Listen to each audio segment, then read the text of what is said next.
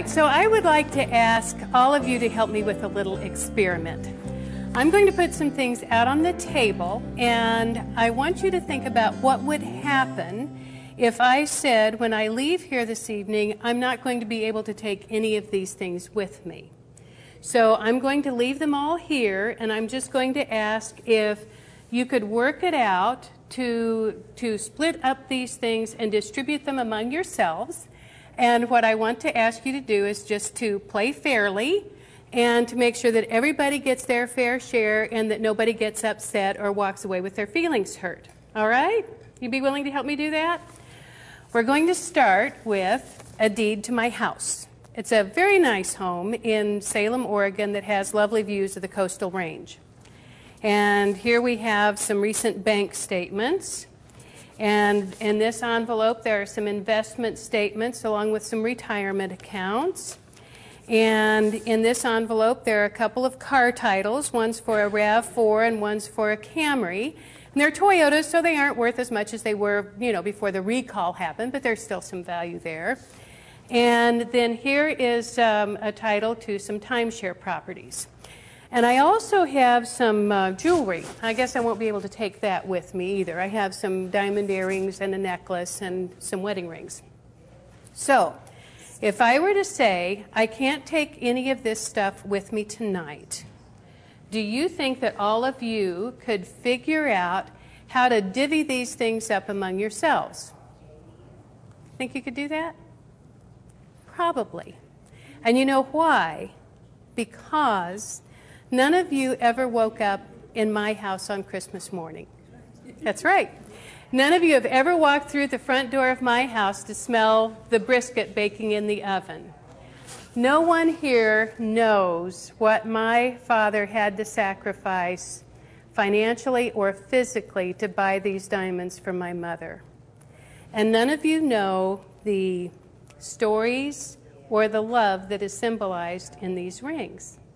So the fact that you don't have any memories or emotional attachment to my stuff would make it pretty easy for you to decide to just get everything appraised, sell it, split the profits, and each go your own way. Would you agree with that?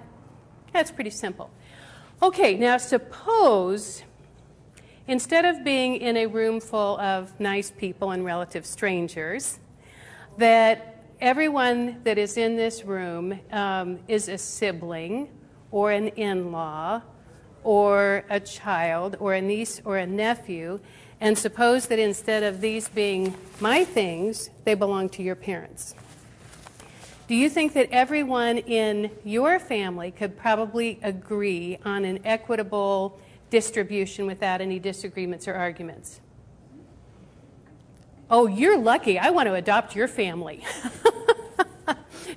The truth is, in most families, there is not always equity. There is generally at least one sibling who's having either financial problems or relationship problems or drug or alcohol issues. There's usually someone who feels like they were cheated at some point in childhood, or that another child was the favorite. There are all of these sibling rivalry issues, and there are a lot of attachments, a lot of emotional attachments, and a lot of promises that may have been made, and a lot of memories about, well, you can have my china, or you can have my silver, or you can have, this piece of jewelry. So things that were said orally that were never written down.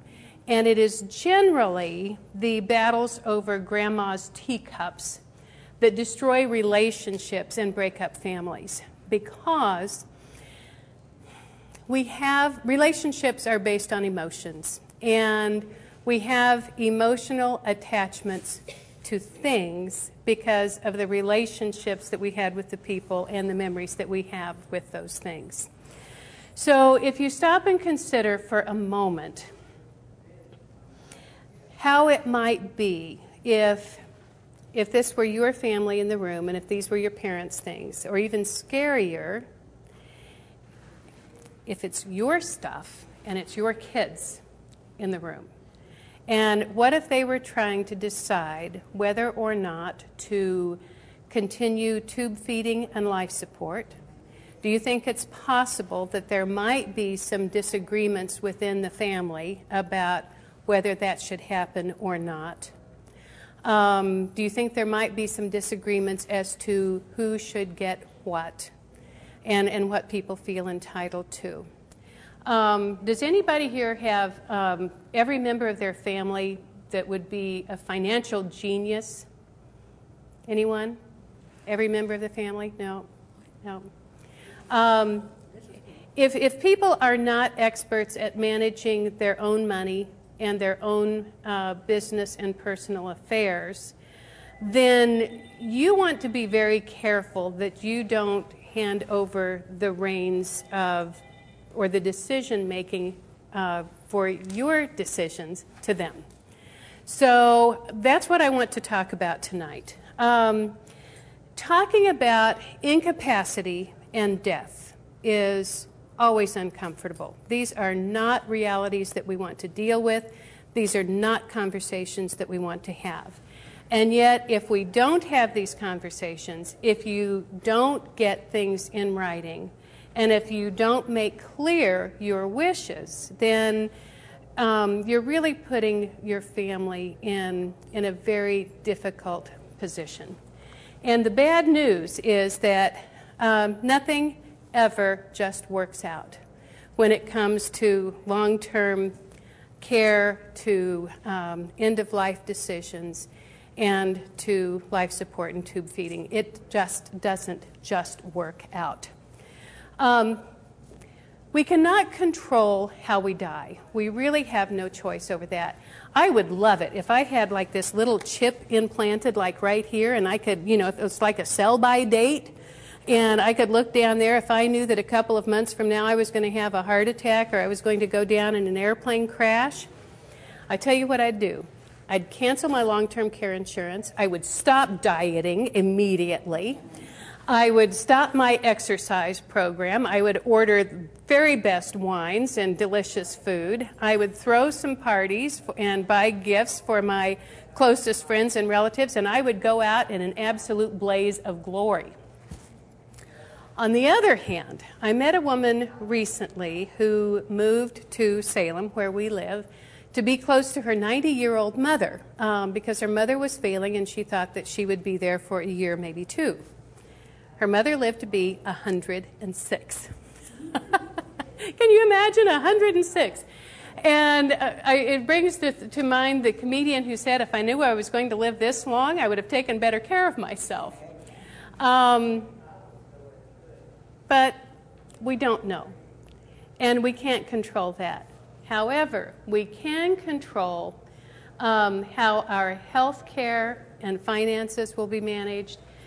We can control what will happen to us regarding tube feeding and life support, and we can control the distribution of our things. So tonight what we're going to talk about, we're going to cover a lot of territory. We're going to talk about starting difficult conversations. We're going to talk about the essential information and documentation that you need to gather. We're going to talk about how to assess family elder safety, develop a safety network, access resources to keep them in their homes, the various housing options, Medicare, Medicaid, and end-of-life plans. Can everyone see can you see this? Okay. This is difficult because the topics of discussion include loss of independence. You're going to have to talk about health care choices, long-term care, and end-of-life decisions. And the big question, whether you are getting ready to take over the care of a family elder or whether you are preparing your own documents so that it can make it easier for your family to make these decisions. Two big questions that you need to ask. And the first is, if something happens to you and you can no longer take care of yourself, number one, who do you want to take care of you? And number two, how do you want them to pay for it?